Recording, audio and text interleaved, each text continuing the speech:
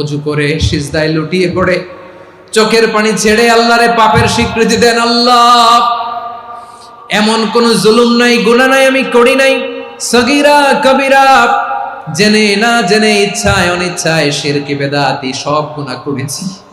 আল্লাহ, আকাশের নিচে জমিনের উপরে আমার চেয়ে বড় গুনাহগার আর কেউ নাই।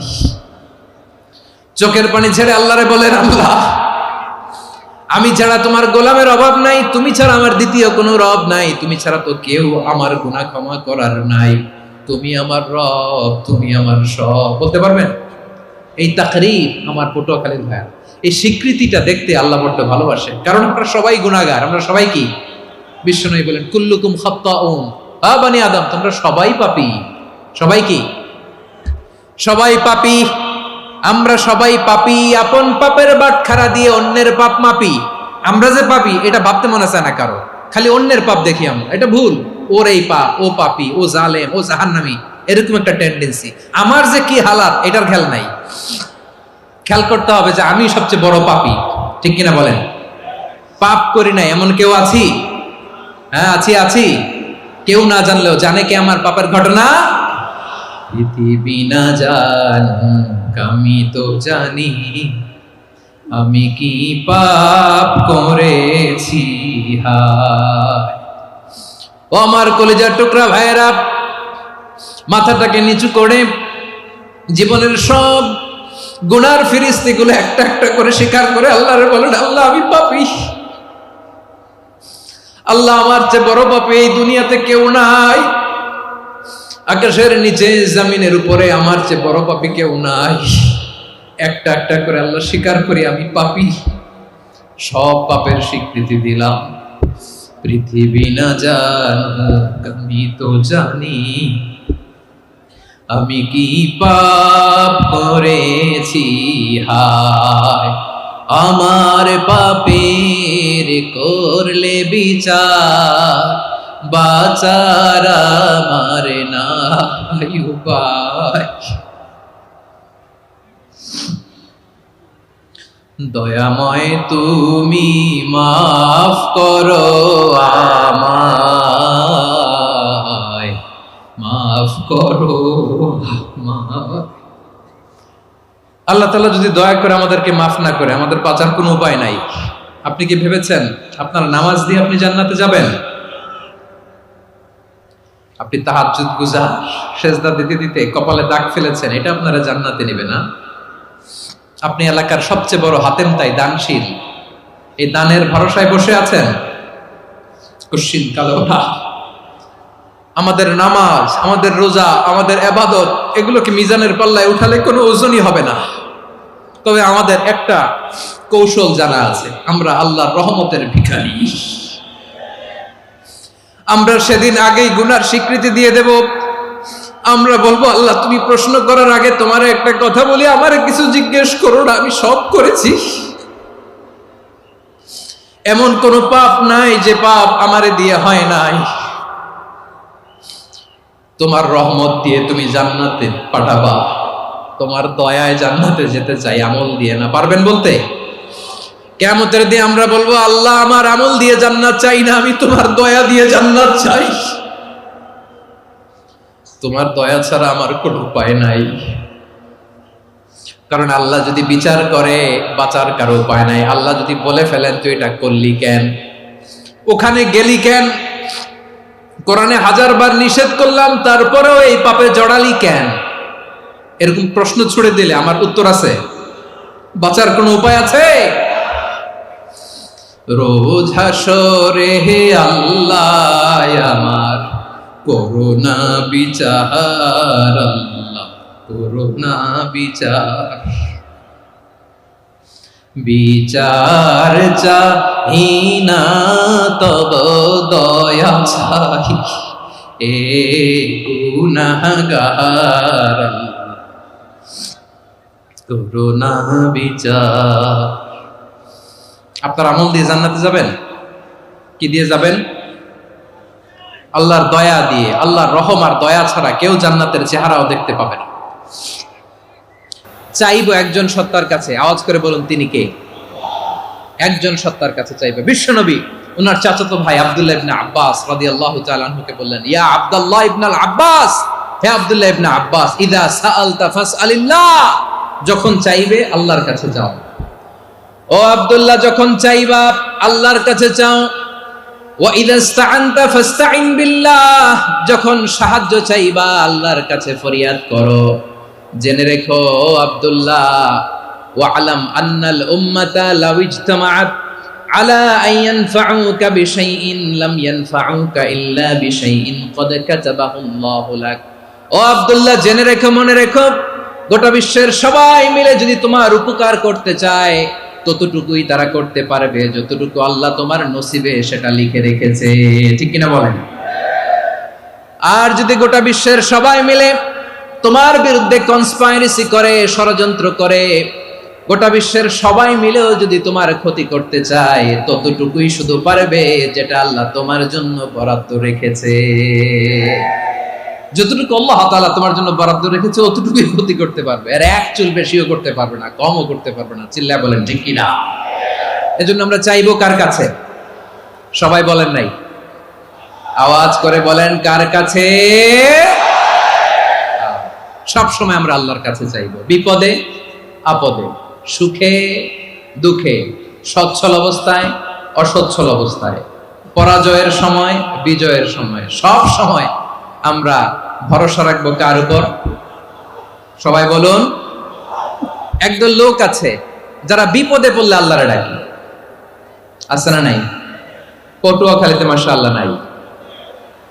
বিপদ আসলে আল্লাহরে ডাকে, বিপদ নাই আল্লাহও নাই।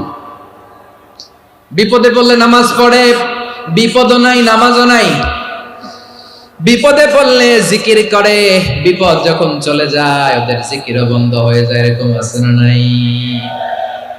কিছু লোক দেখবেন পরীক্ষা আসলে নামাজ পড়ে, আছে আছে। জেনজি আওয়াজ করে, এরকম আছে? এই কমন পড়ে গেছে, কমন পড়ছে। দেখবেন পরীক্ষার সময় নামাজ পড়ে, পরীক্ষাও নাই নামাজও আছে। এরকম কিছু লোক আছে অসুস্থ হলে আল্লাহরে বড্ড ভালোবাসে, আল্লাহরে খুব ডাকে। অসুস্থ হইলে অসুস্থতাও নাই, আল্লাহ স্মরণও নাই। দেখবেন কিছু লোক নির্বাচন আসলে খুব আল্লাহওয়ালা হয়ে যায়, তখন দেখবেন মাথার মধ্যে হেজাব লাগায়, পাঞ্জাবি লাগায়, আল্লাহওয়ালা হয়ে যায়। নির্বাচনও নাই, এরপরে আল্লাহর কথাও নাই। আছে না নাই? না, এরকম হওয়া যাবে না। সব সময় আমরা আল্লাহরে ডাকবো, বিপদে আপদে সব সময় ভরসা রাখবো আমরা একজনের উপর। আওয়াজ করে বলেন তিনি কে? এ কথায় আল্লাহ তাআলা আমাদের চোখে আঙ্গুল দিয়ে জানিয়ে দিলেন, ফাইদা রাকিবু ফিল ফুলকি দা'আবুল্লাহা মুখলিসিনা লাহুদ্দিন ফালাম্মা নাজ্জাহুম ইলাল বাররি ইযা হুম ইউশরিকুন। আল্লাহ বলে একদল লোক আছে, তারা যখন নৌযানে চড়ে, জলযানে চড়ে, সাগরের মধ্যে যখন জাহাজে চড়ে, লঞ্চে চড়ে, তারা যখন তুফানের সম্মুখীন হয় তখন তারা আল্লাহরে বড্ড বেশি ডাকে, একান্ত ভাবে ডাকে, বিশুদ্ধ চিত্তে ডাকে। আবার তুফান থেকে তাদেরকে সেফ জোনে নিয়ে, নিরাপদ জোনে নিয়ে যখন বন্দরে আমি আল্লাহ তাদেরকে ভিড়িয়ে দেই, ওই লোকগুলো আবার আমি আল্লাহর সাথে শিরিক করে। এরকম আছে না নাই? জাহাজে উঠছে, সাগরের মাঝখানে তুফান, ওই সময় দেখবেন আল্লাহ কারে কয়। এই কথা তো আপনাদেরকে বোঝানো সহজ, আপনারা তো নদীর দেশের মানুষ। লঞ্চে চড়েন নাই কারা কারা? দেখি, লঞ্চে চড়ছেন? হ্যাঁ, লঞ্চে চড়ে নাই এরকম একজনও নাই এখানে। আচ্ছা, লঞ্চে উঠছেন কে কে? দেখি। মাশাআল্লাহ মাশাআল্লাহ মাশাআল্লাহ, ঠিক আছে, আপনাদের বোঝানো সহজ। আচ্ছা, লঞ্চে উঠে তুফানের সম্মুখীন হয়েছেন, জলোচ্ছ্বাস, সবাই? মাশাআল্লাহ। তো এই ওয়াজ তো আপনাদের মুখস্থ, ঠিক কিনা বলেন? আমার বলার দরকার নাই, বলেন। মাঝ নদী, তুফান, জলোচ্ছ্বাস, জলের মধ্যে উচ্ছ্বাস, ঢেউ, টর্নেডো, সাইক্লোন, মেঘের ঘনঘটা, পরিবেশ ঘুটঘুটে অন্ধকার, লঞ্চ একবার এদিকে আরেকবার ওইদিকে, ভিতরে কি অবস্থা হয় বলেন তো? হ্যাঁ, তখন মুসলিমও আল্লাহর ডাকে, হিন্দু আল্লাহর ডাকে, ঠিক কিনা বলেন? আস্তিক আল্লাহর ডাকে, নাস্তিক আল্লাহর ডাকে, ঠিক কিনা? লঞ্চের ভেতর, স্টিমারের ভেতর কান্নারে রোল পড়ে যায়, চিৎকারের রোল পড়ে যায়, সবার মুখ দিয়ে শুধু একটা আওয়াজ, লা ইলাহা লা ইলাহা লা ইলাহা সুবহানাল্লাহ আলহামদুলিল্লাহ লা ইলাহা। আল্লাহ নামের জিকির করবে যারা, আল্লাহর কাছে প্রিয় তারা, আল্লাহর কাছে প্রিয় যারা, জান্নাতে প্রবেশ করবে তারা, জোরে লা ইলাহা লা ইলাহা ইল্লাল্লাহ লা ইলাহা ইল্লাল্লাহ মুহাম্মাদুর রাসূলুল্লাহ সাল্লাল্লাহু আলাইহি ওয়াসাল্লাম। আমার প্রিয় পটুয়াখালীবাসী, তাহলে লঞ্চের ভেতরে যখন আমরা তুফানের মধ্যে পড়ি, তখন সবাই মিলে আমরা একটা নামের জিকির করি। নামটা কার? মুসলমানেরাও ডাকে, হিন্দুরাও ডাকে, আস্তিকও ডাকে, নাস্তিকও ডাকে, সবাই ডাকে একজনকে, তিনি কে? আবার দেখবেন ওই আল্লাহ তুফানের পরে, ঝড়ের পরে ওই লঞ্চটাকে যখন সদর ঘাটে ফিরিয়ে দেয়, আবার আমরা নাফরমানি শুরু করে দেই। সে কোথায়? আল্লাহ বললেন, ফাইদা রাকিবু ফিল ফুলকি দা'আউল্লাহা মুখলিসিনা লাহুদ্দিন ফালাম্মা নাজ্জাহুম ইলাল বাররি ইযা হুম ইউশরিকুন। সাগরে যখন তুফানে পড়ে আমি আল্লাহর ডাকে, আবার আমি আল্লাহ যখন বাঁচিয়ে দেই, আবার আমি আল্লাহর সাথে শিরিক শুরু করে। আমরা কি এরকম হতে চাই নাকি? এরকম করবেন? হ্যাঁ না, আমরা তুফানে পড়লেও আল্লাহর ডাকি, আবার বাঁচায় দেওয়ার পরেও ডাকি কারে? আল্লাহকেই ডাকি। বিমানের মধ্যে মাঝে মাঝে দেখবেন যে এয়ার টার্বুলেন্স হয়, জানেন? এয়ার টার্বুলেন্স জানেন তো? মাঝে মাঝে বিমানটা বাউন্সিং করে, বাম্পি, ভেরি বাম্পি ওয়েদার। শুনেন নাই? 40,000 ফিট উপরে যখন থাকে, তখন পাইলট মাঝে মাঝে বলে, dear passengers, ladies and gentleman, right now we are flying 40,000 feet above the ground and we are passing very air turbulence, very heavy air turbulence right now. Please fasten your seat belt. দেখবেন মাঝে মাঝে বলে যে, ভদ্র মহিলা, ভদ্র মহোদয়গণ, আমরা 40,000 ফিট উপর দিয়ে যাচ্ছি আর এয়ার টার্বুলেন্স ফেস করছি, মেহেরবানি করে আল্লাহর রাস্তে সিট বেল্ট বাঁধুন। তখন বিমানটা এরকম বাউন্সিং করে, শেকিং করে। আপনারা মুখোমুখি হয়েছেন? ইদানিং এই এয়ার টার্বুলেন্স বেড়ে গিয়েছে। গত বছর আমার ইন্টারন্যাশনাল অনেকগুলো ফ্লাইট ছিল, তো আমি দেখলাম যে আগের ফ্লাইটগুলোর তুলনায় এখন এয়ার টার্বুলেন্স খুব বেশি। আমি একটু রিসার্চ করে দেখলাম, ক্লাইমেট চেঞ্জের কারণে, জলবায়ু পরিবর্তনের কারণে আকাশের বাতাসের মুভমেন্টে পরিবর্তন হয়েছে, ফলে এখন বিমান শেকিং করে বেশি, বাউন্সিং, বাম্পি ওয়েদার। তো বলেন তো, 40,000 ফিট উপরে যখন আপনি, কয় হাজার ফিট? সবাই বলুন, কয় হাজার ফিট? 40,000 ফিট উপরে যখন আপনি, তখন যখন বিমানটা এরকম বাউন্সিং করে, সবাই যখন ভমিটিং করে বিমান নষ্ট করে দেয়, বমি করে, তখন বাঁচানোর কে আছে আল্লাহ ছাড়া? কেউ আছে? ওই মুহূর্তেও সবাই মিলে একজনের ডাকে আওয়াজ করে বলেন, তিনি কে? মাঝে মাঝে কিছু সোশ্যাল মিডিয়ায় কিছু ভিডিও পাওয়া যায় যে হেভি যখন এয়ার টার্বুলেন্স হয়, 10 সেকেন্ড 15 সেকেন্ডের কিছু ভিডিও পাওয়া যায়, বিমানটা এরকম বাউন্সিং করছে, বাম্পি ওয়েদার, কাঁপছে, মানুষগুলো বমি করছে, অক্সিজেন মাস্কগুলো সব ঝুলে পড়েছে, বিমানটা শুধু কাঁপছে। তখন দেখবেন বিমানের ভেতরেও এরকম লঞ্চের মতো চিৎকার আছে না নাই? বিমানের ভেতরেও তখন চিৎকার। গত বছর হিথ্রো এয়ারপোর্ট থেকে সিঙ্গাপুর এয়ারলাইন্সের একটা ফ্লাইট, হিথ্রো টু চাঙ্গি, একটা ফ্লাইটে এমন বেশি এয়ার টার্বুলেন্সের শিকার হয়েছিল ওই এয়ারক্রাফটটা, 33 জন যাত্রী সেখানে আহত হয়েছে, একজন যাত্রী নিহত হয়েছে। কেবিন ক্রুজ এয়ার হোস্টেস যারা আছে, একজনের নাক ফেটে, চোখ ফেটে, কপাল ফেটে, ব্লিডিং হয়ে শয়লা। প্রিয় ভাইরা, 40,000 ফিট উপরে বিমানটা যখন কাঁপবে, তখন আমাদেরকে আল্লাহ ছাড়া আর কেউ বাঁচানোর আছে? এত আসতে বললে হবে? ওই কঠিন মুহূর্তে আমার বাবা আমারে বাঁচাতে পারে? আমার বন্ধু আমারে বাঁচাতে পারে? এই গ্রাউন্ডে, জমিনের বুকে আমার প্রোটোকল, আমার ক্ষমতা, আমার দাম্ভিকতা কোনো কিছু আমারে বাঁচাতে পারে? একজন ছাড়া। চিল্লায় বলতে হবে, তিনি কে? সে আল্লাহ বললেন, গোলাম আমি বিপদের সময় ঠিকই তোমাদের বাঁচিয়ে দেই।